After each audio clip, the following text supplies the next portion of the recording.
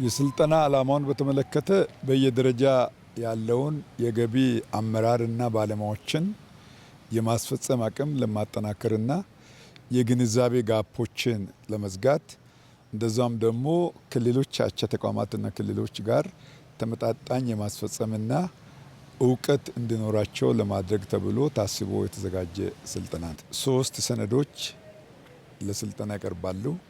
የመጀመሪያው የታክስ አስተዳደር ሰነድ ነው የሚቀርበው። ሁለተኛው የገቢ አስተዳደር የገቢ ግብር አዋጅ ነው ሰነዱ የሚቀርበው። ሶስተኛ ደግሞ ጅቫት አሰባሰብን በተመለከተ አዋጅ ነው። በአዋጁ ላይ ነው የግንዛቤ ማስጨበጫ ስልጠና የሚሰጠው። በእነኚህ በሚሰጡ ስልጠናዎች ስልጠናው ዛሬ አይደለም የተጀመረው። በክልሉ ውስጥ ባሉ 4 ዞኖችና 1 ከተማ አስተዳደር ነው የሚሰጠው። ለ3 ዞኖች ለምስራቅ ሲዳማ ዞን ዳዬ ከተማ ላይ ተሰጥቷል፣ ከስሩ ላሉት ወረዳዎች ጭምር። በደቡባዊ ሲዳማ ዞን አለታ ወንዶ ወረዳ ላይ የሚሰጠው፣ ማዕከላዊ ሲዳማ ዞን ይርጋለም ከተማ ላይ የሚሰጠው።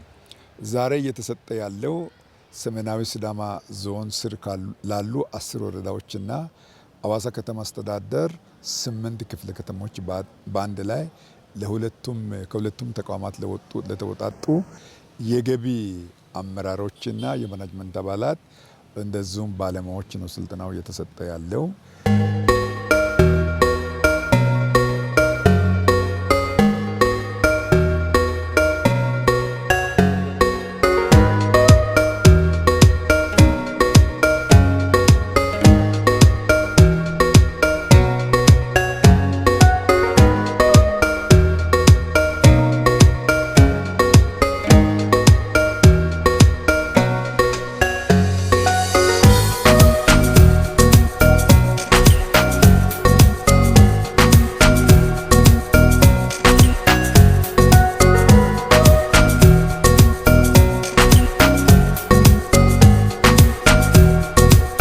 ዛሬ በአዋሳ ከተማ ስልጠና እየሰጠን ነው የምንገኘው።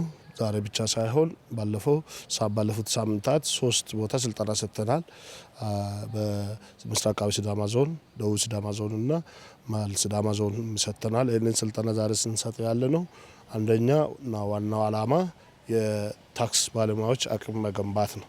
ታክስ ባለሙያዎች አቅም መገንባት ማለት ተቋም ስርዓታችንን ለመገንባት ነው።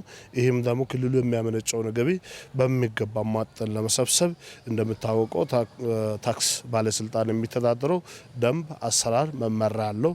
እነዚህ መመሪያና ደንቦች አሰራር ላይ አንደኛ ከዚህ በፊት እውቀት ያላቸው ልጆችም ተጨማሪ እውቀት እንዲሸመቱ ለማድረግ፣ ሁለተኛ አዲስ አዋጅ ነው ያወጣ ነው። በዚህ አዲስ አዋጅ ላይ ሁሉም አዲስ ተቀጣሪ ምን ከዚህ በፊት ተቀጥሮ ሲሰራ የነበረውም ሲዳማ ክልል ያወጣውን አዲሱን አዋጅ ላይ ግንዛቤ እንዲያገኝ ማድረግ ነው።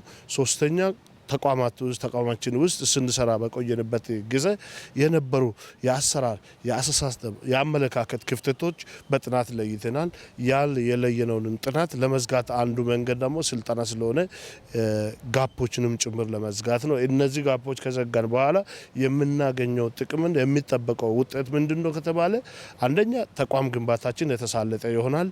ሁለተኛ ባለሙያዎቻችን እውቀት እና ክህሎት ይጨመራል። ባለሙያዎች እውቀትና ክህሎት ሲጨመር የምንፈልገው ለልማትና ለመልካም አስተዳደር ጥያቄ ለመመለስ የሚያስፈልገውን ክልሉ ኢኮኖሚ የሚያመነጨውን ገቢ ለመሰብሰብ ምቹ ሁኔታ ይፈጥራል።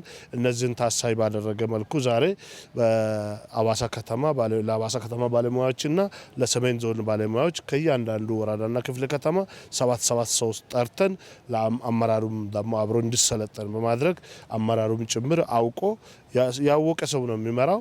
ለመምራት ደግሞ እውቀት ያስፈልጋል፣ ህግ ማወቅ ያስፈልጋል፣ ደንብ ማወቅ ያስፈልጋል። አመራሩም አብሮ እንዲሰለጠን በማድረግ ነው እያሰለጠነን ያለ ነውና ዋናው ዓላማ ተቋም ግንባታና የባለሙያው አቅም ክህሎት ለመጨመር ነው ስልጠና ዓላማ።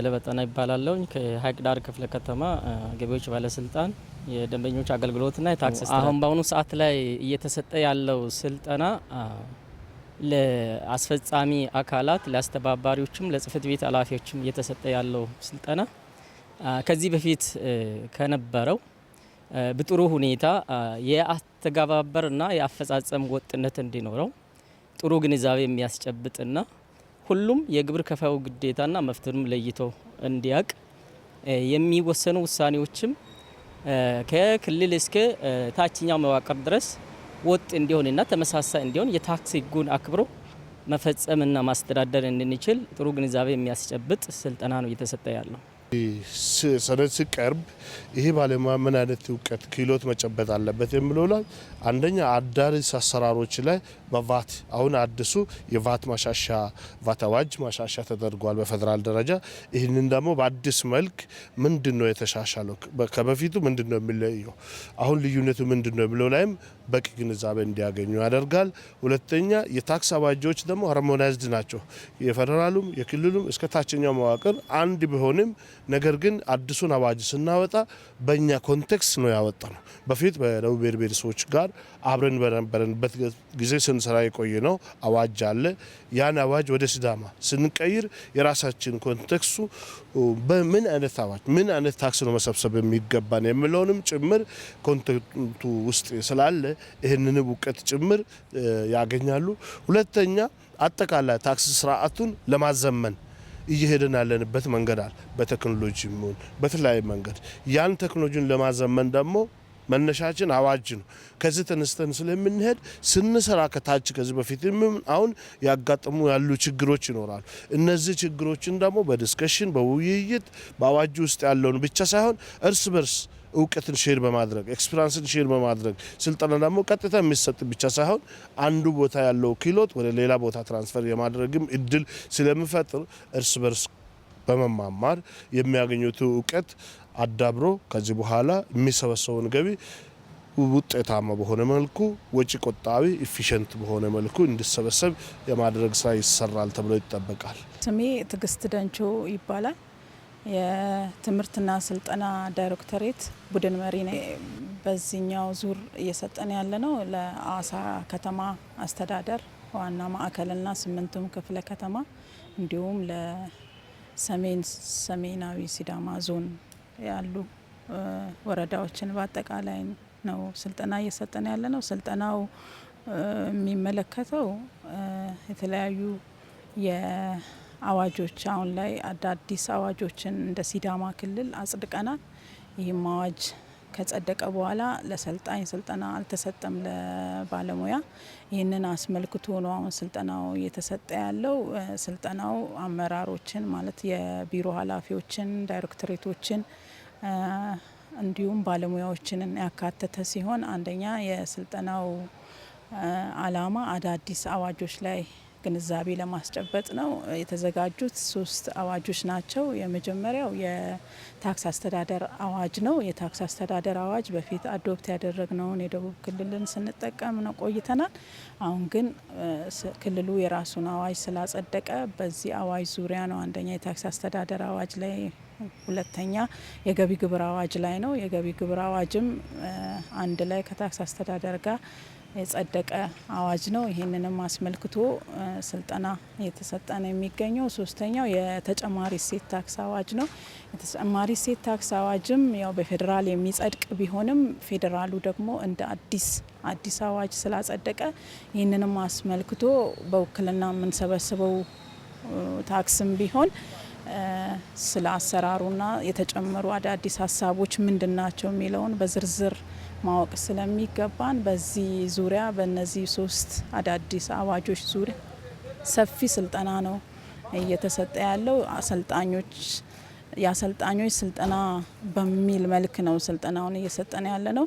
እያንዳንዳቸው እዚህ ጋር ስልጠና የወሰዱ አካላት ሄደው በአካባቢያቸው ወይም በመጡበት ወረዳና ከተማ አስተዳደር ባለሙያዎቻቸውን ያሰለጥናሉ ብለን ነው የምናስበው። ስሜ ትግስት ሊኑስ ይባላለሁ። ከቦሪቻ ወረዳ ገቢዎች ባለስልጣን የመጣሁት። እንደ አጠቃላይ ከዚህ በፊት የነበረን የደቡብ አዋጅ ነበር፣ በታክስ አስተዳደር አዋጅና በገቢ ግብር አዋጅ። አሁን ከጸደቀ ከሚያዝያ 2016 ጀምሮ አዲሱን አዋጅ በእኛ በክልላችን በተዘጋጀው መሰረት እሱ ላይ ስልጠና እየወሰድን ያለ ነው። ስልጠናው ደግሞ ብቁ እንደሚያደርገንና የተለየ እውቀት የተለየ እንትን ሰርተን አግኝተን እንደገናም ደግሞ ባገኘነው እውቀት ላይ ወደ ታች ወርደን የተሻለ ስራ የመስራት ዝግጁ እንደሚያደርገን ስልጠና ነው ብዬ ማስብ። ከስልጠናው በኋላ ከባለሙያውና ከአመራሩ የሚጠበቀው ነገር አለ። አንደኛ ግብርን ዘመናዊ በሆነ መንገድ ለመሰብሰብ እንደ ሀገር የተጀመሩ ጥረቶች አሉ። አሰራሮቻችን በቴክኖሎጂ በማዘመን ዲጂታል ኢኮኖሚውን ለመገንባት እየተደረገ ያለውን ትግል በተመለከተ እንደ ሀገር ምንድን ነው እየተሰራ ያለው ነገር? እንደኛ ክልል እንዴት ነው የምንፈጽመው? ከወረዳና ከዞን ምን ይጠበቃል? ቅድመ ዝግጅቱ ምን ደረጃ ላይ ነው ያለው? በቀጣይ በሚባሉ ጉዳዮች ላይ የጋራ ግንዛቤ ተይዞ አቋምም ጭምር ተይዞ የሚወጣበት መድረክ ነው። ሁለተኛው ከማስፈጸም አቅም አኳያ የታክስ ስርዓት አስተዳደሩ ዝም ብሎ በደፈናው የሚመራ አይደለም። ህግ አለው። ህጉን ኢምፕሊመንት ከማድረግ አኳያ ጋፖች የእስካሁኑ ጋፖች ምን ናቸው የሚለው ነገር በአግባቡ ተረድተው በቀጣይ ታክስን እንዴት ነው የምናስተዳድረው፣ በምን አግባብ ነው የምንፈጽመው፣ በኔ ወረዳ፣ በኔ ዞን፣ በኔ ክፍለ ከተማ የሚለውን አቋም ባለሙያዎች ይዘው ይወጣሉ ተብሎ ነው የሚጠበቀው።